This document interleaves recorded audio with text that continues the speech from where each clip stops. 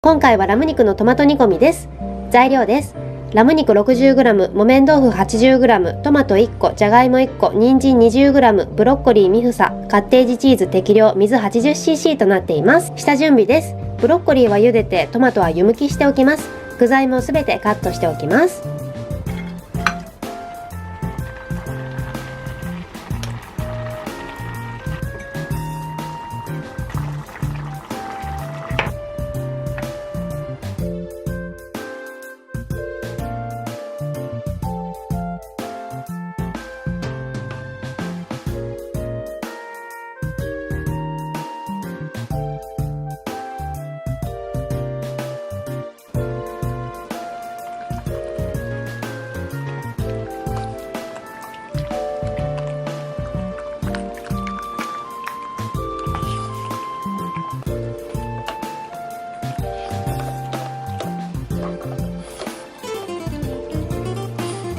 もしこの動画を楽しんでくれたらチャンネル登録、高評価もよろしくお願いします。